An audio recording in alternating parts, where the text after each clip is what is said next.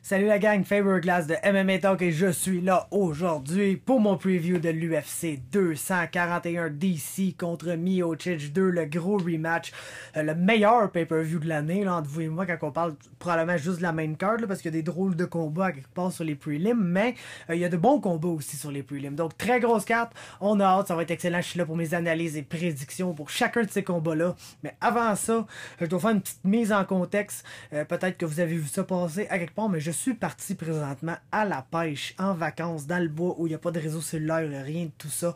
Donc, on est comme présentement, quand j'enregistre, probablement une semaine et demie avant la carte, puis on sait jamais vraiment ce qui peut arriver en MMA. Donc, peut-être que mon bout order aura peut-être aucun bon sens. Peut-être qu'il va y avoir des choses qui vont être changées, des combats qui vont être annulés. Présentement, j'ai Poliana Botello qui est supposé se battre sur cette carte-là, mais qui n'a toujours pas d'adversaire après que son adversaire ait dû se retirer du combat. Donc, juste pour vous mettre en contexte, ça se peut que vous écoutez cette vidéo-là en vendredi et puis que, ben, dans le fond, il n'y a plus rien qui a rapport vraiment. Mais on va espérer que la carte reste intacte parce que c'en est vraiment une meilleure. Il y a probablement 3 des combats les plus attendus de l'année 2019 sur cette carte-là. Et un d'entre eux, c'est le rematch entre Stipe Miocic et Daniel Cormier pour le championnat des poids lourds de l'UFC. Ça va vraiment être tout un duel et puis... j'ai vraiment hâte, pour être franc avec vous. Je le sais que y a des gens qui voulaient voir Daniel Cormier affronter Brock Lesnar. Je sais qu'il y a des gens qui voulaient voir DC réaffronter John Jones. Mais je suis vraiment hype pour ce rematch-là parce que j'ai l'impression que la première fois, on n'a pas vraiment eu la chance de voir le combat. Ça s'est terminé tellement rapidement que, oui, Stipe s'est fait clip sur un punch. Il y avait les mains basses en sortant du clinch. Ça devrait plus se reproduire. Je pense que Stipe est un combattant assez élite pour ne pas se faire reprendre dans une erreur assez débutante comme ça à 2 reprises. Donc, je m'attends à un Stipe plus prudent dans ce combat-là. Quelqu'un qui va essayer, je pense, d'être plus mobile, de ne pas se faire clincher par Daniel Cormier parce que nécessairement, je crois que Daniel Cormier, étant le plus petit des 2 combattants et celui qui va avoir le moins de reach, va essayer d'aller chercher le clinch à nouveau dans ce combat-là. Il est à la fois un des meilleurs dans le clinch avec son dirty boxing. Les uppercuts à la Marc-André Barriault, c'est pas mal DC qui a popularisé ça dans ses combats contre John Jones et dans ses autres combats avant.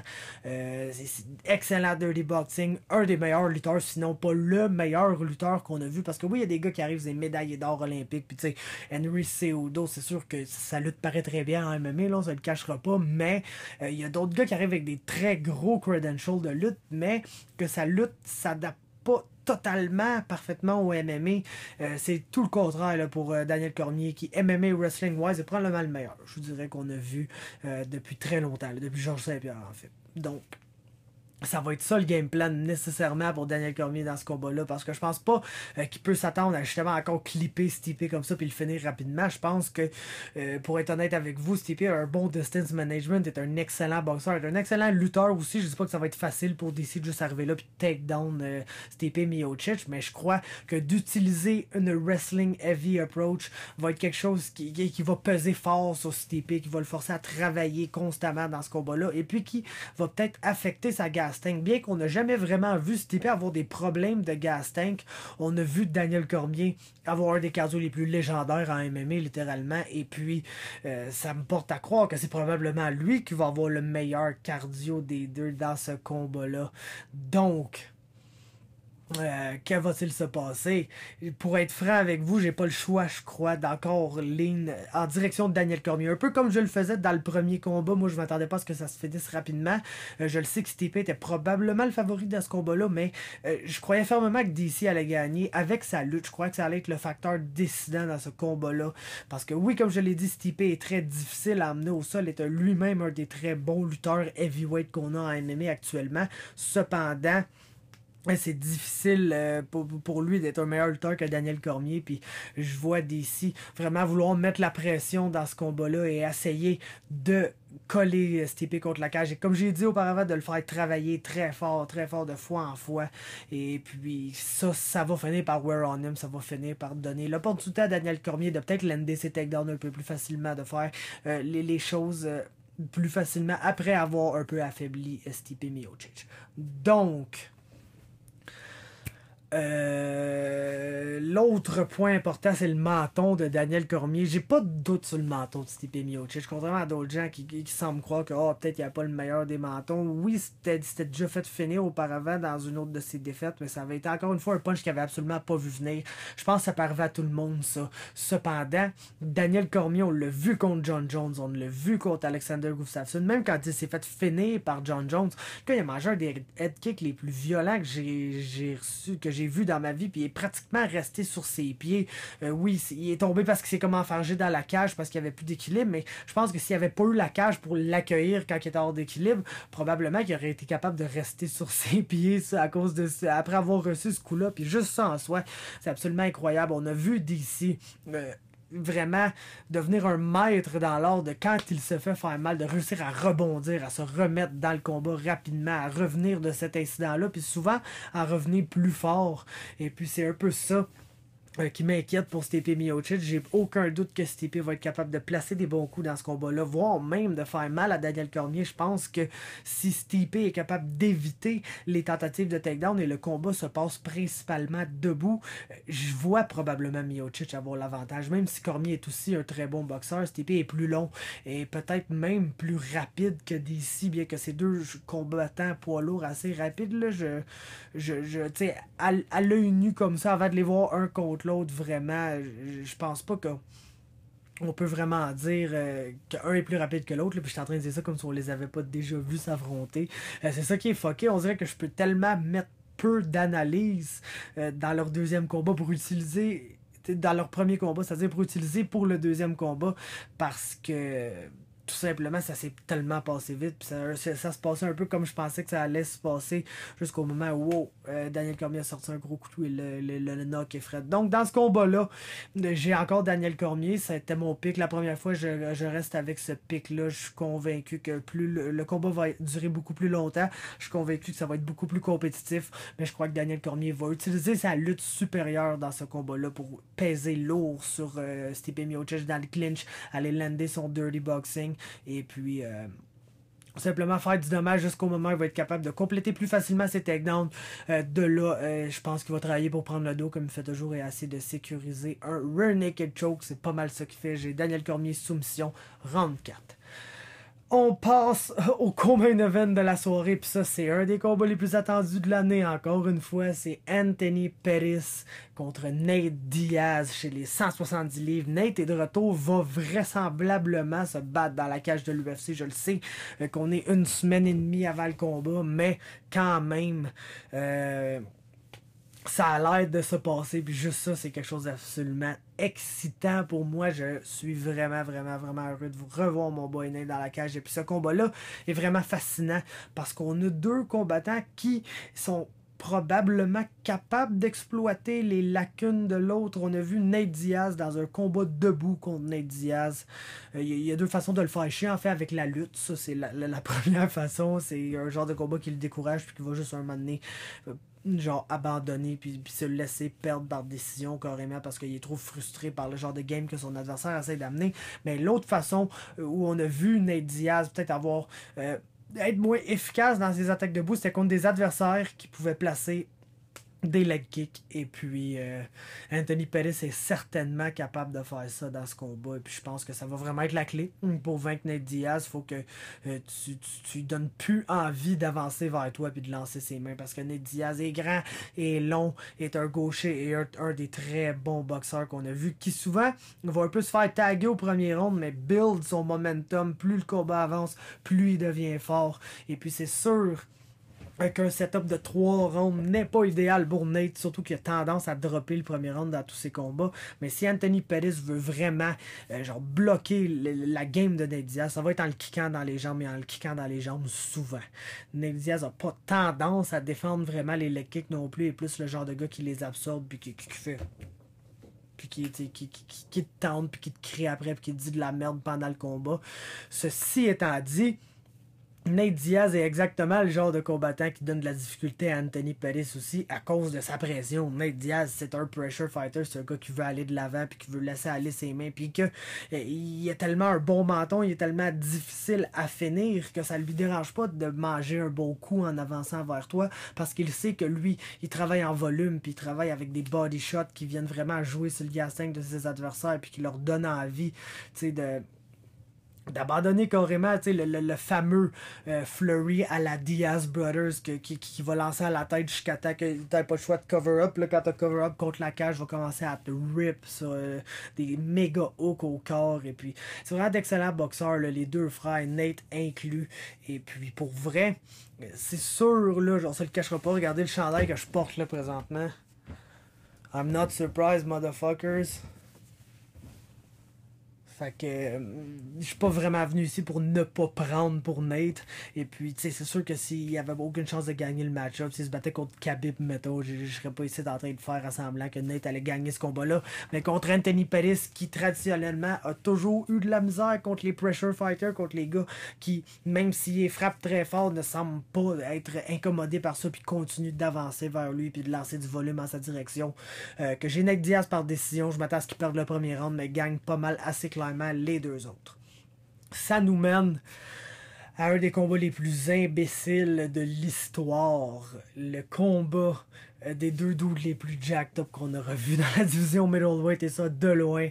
Yoel Romero, Paulo Costa. Ça va finalement arriver, guys. Puis encore là, je le dis depuis le début, ça fait, je suis une semaine et demie d'avance, ça se peut, s'il y a bien un combat qui pourrait être annulé à la dernière minute, on s'entend, c'est celui-là. Je veux pas rien jinx, j'espère que je jinxerai pas rien. Nous, je vais être dans le bois, donc je vais juste le savoir le jour même si c'est annulé, puis ça va être la déception complète, parce que je veux vraiment voir ce combat, parce qu'encore une fois, un peu... Pas comme Diaz, non, en fait, pas du tout comme Diaz et peut-être. Ce que je voulais dire, c'est que, tu sais, Paulo Costa, on s'entend qu'il a pas mal l'air d'être un one-round fighter. Oui, on le veut aller au deuxième round, mais tu sais, c'est le genre de gars que s'il va aller au deuxième round, faut qu'il soit calculé dans le premier round, faut pas qu'il empty de gas tank. Mais quand Paulo Costa te fait mal, décide d'empty de gas tank, il y a pas beaucoup de gens qui se relèvent de ça. Et puis, c'est ça qui va être dangereux contre Yoel Romero dans les deux sens. Dans le premier sens, ça va être dangereux pour Yoel Romero qui... Oui, il est gigantesque, oui, il est super athlétique, oui, il est un des meilleurs lutteurs, oui, et probablement le middleweight le plus powerful qu'on aura vu, qui peut générer le plus de power en une attaque. Mais son problème à Yoel, c'est que pas mal la majorité de ses combats qu'il a gagné par knockout, il est perdait. C'est pas un gars qui est actif, c'est un gars qui va rester de longues périodes devant toi à juste pas faire grand chose, puis qui va perdre ces rounds-là. Puis Paulo Costa qui va sûrement sortir comme un malade au premier round.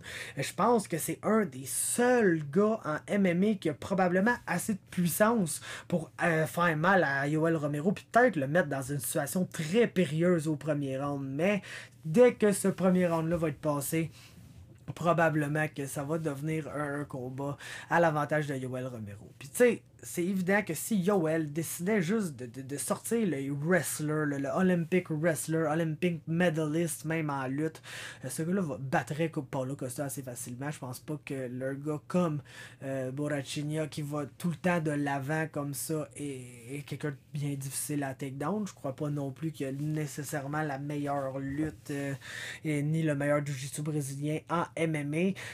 Pas plus que Yoel qui est un excellent grappler puis capable de causer beaucoup de dommages au sol lui aussi. Donc si Yoel voulait se la jouer facile, il pourrait juste out-wrestle Paulo Costa.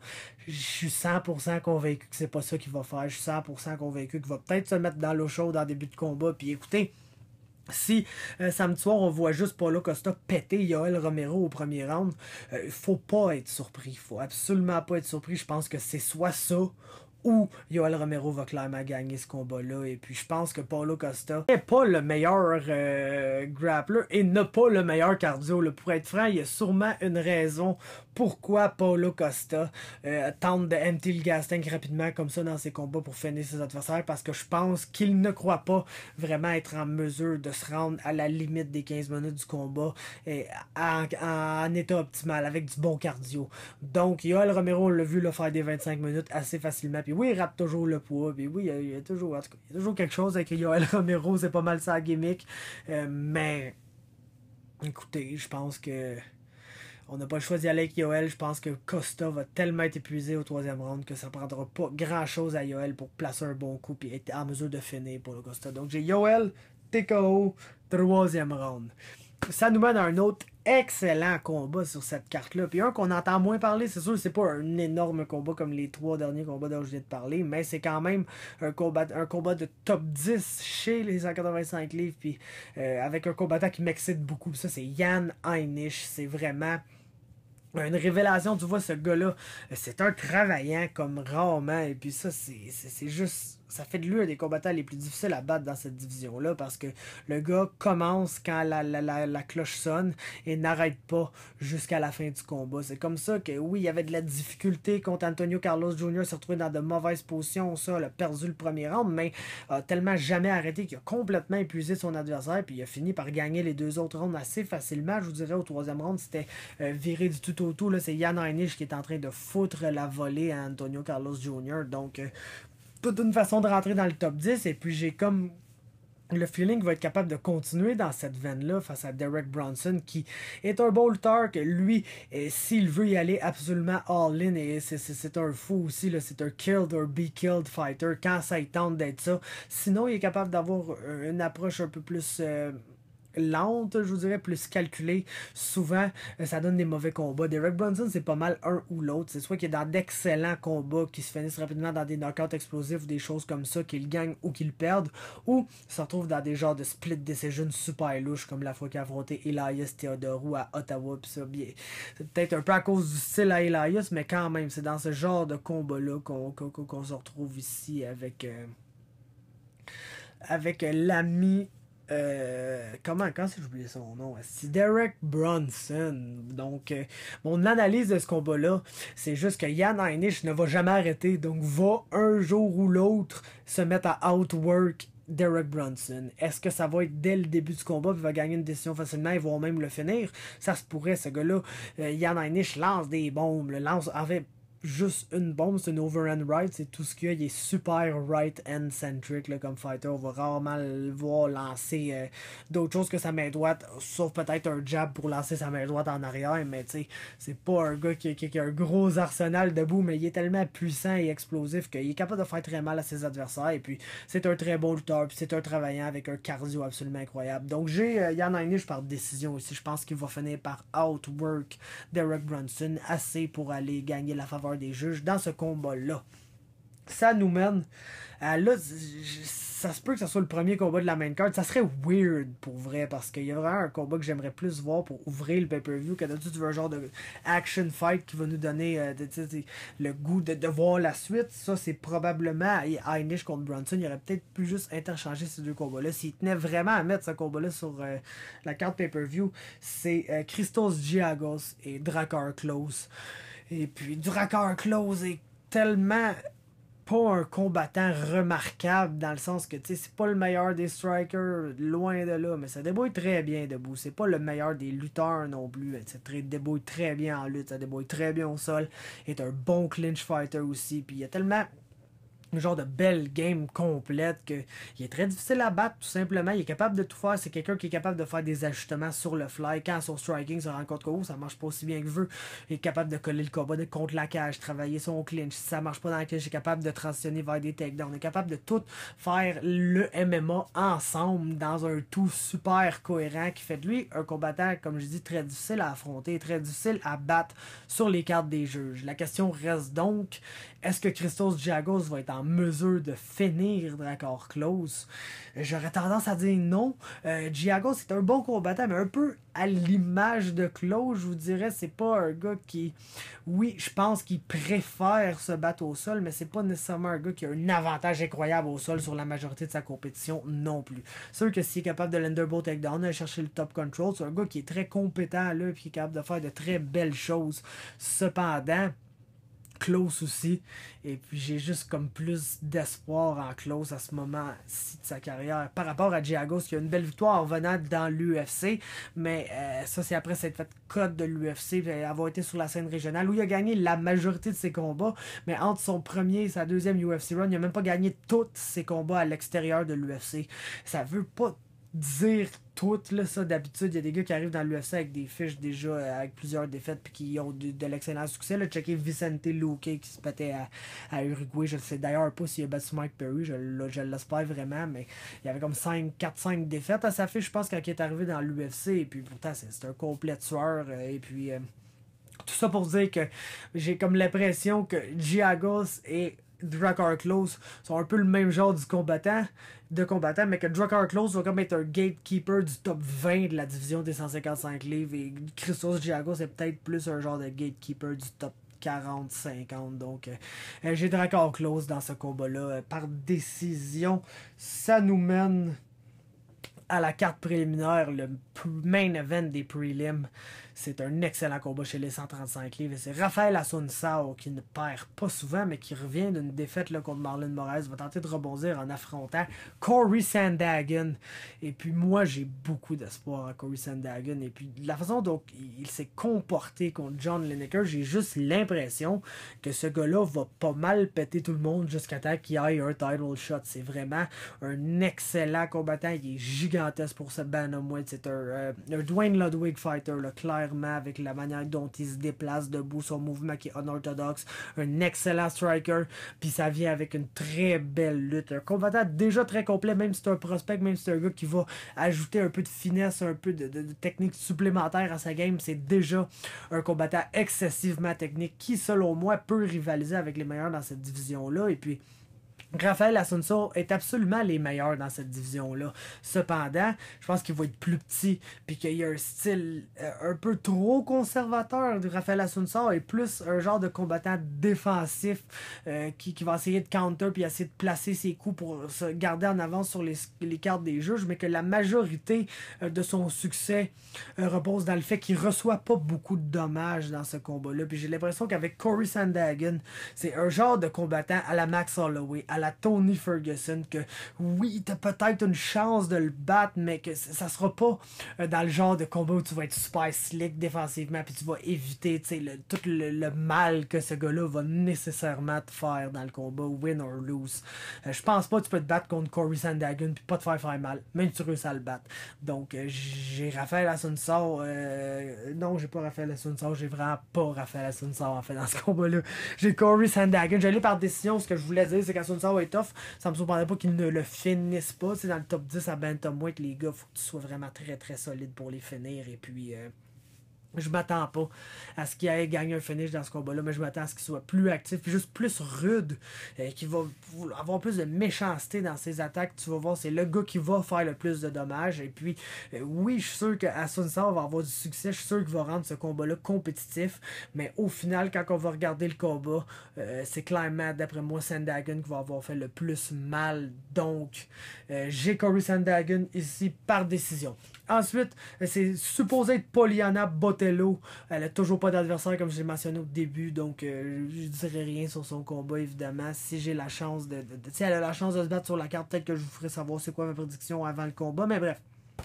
Ensuite, Manny Bermudez affronte Casey Kenny dans un duel de prospects très intéressant chez les 135 livres.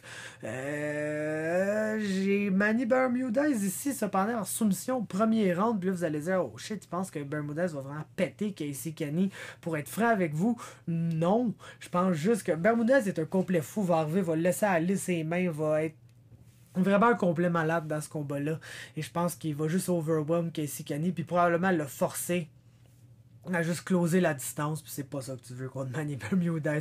Le gars peut te soumettre de partout. C'est littéralement un Brian Ortega type, puis sa game debout est vraiment faite en fonction de ça. Le gars est vraiment, tu sais, en mode allons-y au maximum pour forcer notre adversaire à closer la distance, parce qu'il est juste overwhelmé debout par tout ce qui arrive par sa tête, puis il dit, oh non, là, faut que je clinch. Puis là, dès que t'es dans le clinch avec lui, le gars peut pull guard, puis probablement te soumettre dans les prochaines secondes, peut même probablement te flying triangle ou des conneries comme ça. Donc j'ai Manny Bermudez par soumission au premier round dans un combat qui, je l'espère, va faire penser à Casey Kenny de peut-être retourner chez les 125 livres, où il est probablement un des gars qui pourrait être les meilleurs dans la division, surtout si l'UFC veut réinvestir dans cette division-là, comme il semble vouloir le faire.